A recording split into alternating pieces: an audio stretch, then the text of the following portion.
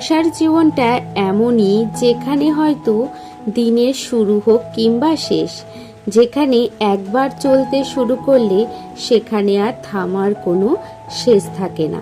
যতক্ষণ না পর্যন্ত চোখের পাতা তুমি এক করছো, ততক্ষণ ভাববে তোমার কাঁধের ওপরে একটা সংসার আছে, আর সেই সংসারকে ভালোবেসে যত্নে আগলে রাখতে হবে তোমাকে। তবে জানো তো, তুমি এর মাঝে কারোর কাছে খুব ভালো মানুষ হতে পারো, আবারও কারোর কাছে তুমি খুব খারাপ মানুষও হতে পারো। তুমি যে সবার কাছে ভালো হবে তা কিন্তু নয়, তবে মনে রাখো, দিন শেষে তুমি তুমিই থাকবে। তোমাকে যে সবাই সব কাজে সাফল্য দেবে কিংবা সব কাজে ভালো বলবে তাও কিন্তু নয়। এটা একদমই আশা রাখবে না অন্যদের কাছে। তোমার ভালোটা তোমাকেই দেখতে হবে। শেষমেশ দেখবে সবাই ভালো আছে, শুধু তুমি ছাড়া। সেই জন্য সংসারের হাজারো কাজ থাকুক না কেন, তুমি নিজের জন্য কিছুটা সময় বের করাটা খুবই দরকার। দেখুন, গল্প করতে করতে নিজের পরিচয়টি দিতে ভুলে গেছি। রাধে রাধে বন্ধুরা, কেমন আছেন আপনারা সবাই? আশা করছি আপনারা সবাই ভালো আছেন ও সুস্থ আছেন। আমরাও বেশ ভালো আছি। আমার আরও একটি নতুন ভিডিওতে আপনাদের সকলকে স্বাগত জানাই। আজ রবিবার, আর এখন ঘড়ির কাঁটায় বাজে সকাল ওই 5টা নাগাদ, যখন আমি ভিডিওটি শুরু করেছি। আর এদিকে সকালের সংসারের কাজ করতে করতে কখন যে 6:30 থেকে 7:45 বেজে গেছে একদমই বলতে পারবো না। রবিবার বলে যে হাউস ওয়াইফদের কোনো ছুটির দিন থাকে তা কিন্তু না। তারা হাউস ওয়াইফ, তাদের কোনো রকম পারিশ্রমিকও কিন্তু থাকে না। 24 ঘন্টা তাদেরকে কাজ করতে হয়। তবুও তাদের একটা কথা কিন্তু সব সময় শুনতে হয় অন্যদের কাছ থেকে, যে তোমরা বাড়িতে কি করো, সারাটা দিন তোমরা কি করো। এই প্রশ্নের উত্তর হয়তো কখনো কোনো হাউসওয়াইফ কিংবা গৃহবধূ কেউ এখনো পর্যন্ত দিতে পারেনি। আমার মা, ঠাকুমা, দিদিমা কেউ দিতে পারেনি। সেখানে তো আমরা খুবই তুচ্ছ। আমরাও বা কি করে দিই বলুন, তাই না? সত্যি বলতে, আমরা সারা দিন যতই হাড় ভাঙা খাটুনি করি না কেন, তাও কিন্তু আমরা এই প্রশ্নের সম্মুখীন সব সময় কিন্তু চিরকালই হয়ে থাকব। অন্যদের কাছে এই কথাটা সব সময় শুনবো, সংসারের কোনো কাজ আছে নাকি, শুধুমাত্র রান্না বান্না খাওয়া দাওয়া ছাড়া। এটাই হলো বাস্তব মেয়েদের কাছে। মেয়েরা সারাটা দিন রান্না বান্না খাওয়া ছাড়া হয়তো আর কোনো কাজই করে না। তাদের কাছে এটাই হচ্ছে একটা উত্তর বলতে পারেন। আর এই হাড় ভাঙা পরিশ্রমের পেছনে আমাদের যে কতখানি কষ্ট হয় সেটা মাত্র একজন হাউস ওয়াইফই কিন্তু বলতে পারে।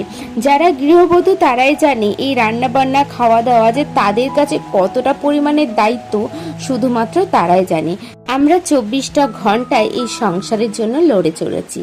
একবার নিজের সংসারের কাজবাজ, নিজের ঘরদোর গোছানো, রান্না বান্না, বাচ্চা সামলানো, পরিবারের সকল সদস্যকে সামলানো, পুরোটাই কিন্তু আমাদের ওপরে থাকে। আমাদের ওপরে কিন্তু একটা দায়িত্ব থাকে। অন্যরা হয়তো তারা অফিসে যায়, চাকরি করে, বসের কথা শুনে সমস্ত দায়িত্ব পালন করে, কিন্তু তার থেকেও বড় দায়িত্ব হচ্ছে একটা সংসার সামলানো।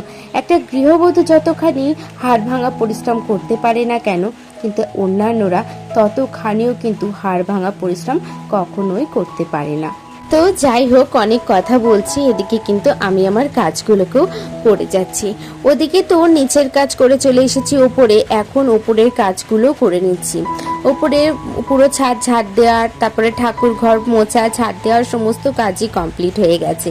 এদিকে কিছু বাসন ছিল সেগুলোকেও ধুয়ে নিয়েছি। আর তারপরে এখন উনুনটাকে লেপে নিচ্ছি। প্রত্যেকটা দিন তো এখানে শুধুমাত্র ভাত হয়, আর নিরামিষের দিনগুলো বেশিরভাগ রান্নাটাই করা হয়। সে কারণে কিন্তু উনুনটাকে লেপে নিচ্ছি। জানেন তো, মা, ঠাকুমা, দিদিমারা বলে যে বাসি উনুন কখনোই রাখতে নেই। যেরকম বাসি ঘর রাখতে নেই, সেরকম কিন্তু বাসি উনুনও রাখতে নেই। আজকে জানেন তো, বাড়িতে একটা ছোট্টখাট্ট অনুষ্ঠান বলতে পারেন। তো সেখানে কিন্তু জানেন তো আজকে অনেক পরিশ্রম হবে, আর তারপরে কাজের চাপটাও কিন্তু অনেকটা বেশি। সেই জন্য সকাল থেকেই দায়িত্ব করে সব কাজগুলোকে একা হাতে নিজে শেষ করছি, কারণ অনুষ্ঠানটা আমার সন্তানের। আমার তাতানের হচ্ছে আজকে ওই ছোট্ট করে বার্থডে সেলিব্রেশন হবে। বলতে কি কালকে যেহেতু নিরামিষ থাকে সে কারণে আমরা কালকে করিনি, আর আজকে টুকিটাকি কয়েকজন আত্মীয় স্বজনকে বলা হয়েছে, এই আর কি। অনেককে তো বলাও হয়নি যে আজকে তাতানের বার্থডে, মানে যারা জানে তো জানে, এরকম একটা ব্যাপার। তো এদিকে যাই হোক, তো তারপরে তো চলে গিয়েছিলাম নিচে এসে বেসিনটাকে পরিষ্কার করে, যেহেতু লোকজন আসবে বেশ নোংরাই হয়েছিল, দেখতেও খারাপ লাগছিল, সে কারণে বেসিনটাকে পরিষ্কার করে এখন চলে গেছিলাম স্নান সেরে উঠে নিজে রেডি হয়ে গেছি। তারই মধ্যে বাবুও উঠে গেছে, তাই বাবুর বিছানাটাকে গুছিয়ে নিয়ে এখন জানলাগুলোকে খুলে চলে এসেছি রান্নাঘরে। সকালের খাওয়া দাওয়াটা করি, দুপুরেরটা সবাই মিলেমিশে করা হবে, আর তাতানের পাপারাই বেশি করবে, যেহেতু এত লোকের রান্নাবান্না ছেলে মানুষ ছাড়া হবেও না। তো এদিকে দেখুন সকালবেলা একটুখানি কিছু বোয়াল মাছ ছিল, সেগুলোকেই রান্না করে নিচ্ছি। এখানে যেহেতু পেঁয়াজ রসুন দিয়ে করব, তাই হচ্ছে জিরে ফোড়ন দিয়ে পেঁয়াজ টমেটো আর রসুনটাকে ভালো করে মানে ভেজে নিচ্ছি, আর তার মধ্যে সমস্ত মশলাগুলোকে দিয়ে দিচ্ছি। নুন, হলুদ, আদা বাটা, জিরে বাটা আর লঙ্কার গুঁড়ো সমস্ত কিছু দিয়ে কিন্তু ভালো করে মশলাটাকে আমি কষিয়ে নেবো। ভালো করে কিন্তু মশলাটাকে কষানোর পরে সমস্ত মাছগুলোকে কিন্তু ছেড়ে দেবো। এক এক করে পরিমাণ মতন জল দিয়ে এখন মাছগুলোকে আমি দিয়ে দিয়েছি, আর এটাকে কিন্তু একেবারে মাখোই করব ভেবেছি।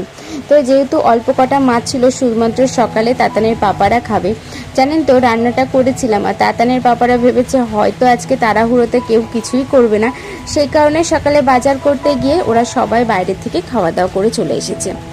এদিকে তো আমার রান্না বান্না শেষ, তারপরে ঘরে এসে বিছানাটাকেও গুছিয়ে নিচ্ছি, আর ওদিকে কিন্তু জানলাটিকে খুলে দিচ্ছি।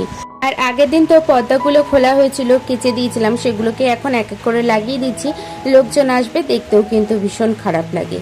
জানেন তো হয়তো ভয়েস ওভারটাতে একটু অসুবিধা হচ্ছে, কারণ কি বাইরে ভীষণ পরিমাণে বৃষ্টি হচ্ছে, আর সেই শব্দটাই কিন্তু হচ্ছে, সে কারণে হয়তো আপনাদের ভয়েস ওভারটা শুনতে একটুখানি অসুবিধা হতে পারে, কিন্তু আপনারা একটু ম্যানেজ করে নেবেন।